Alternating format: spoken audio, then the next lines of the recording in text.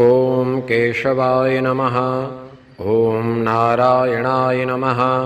ॐ माधवाय नमः। ॐ गोविन्दाय नमः। ॐ विष्णवे नमः। ॐ मधुसूदनाय नमः। ॐ त्रिविक्रमाय नमः। ॐ वामनाय नमः। ॐ श्रीधराय नमः। ॐ ऋषिकेशाय नमः।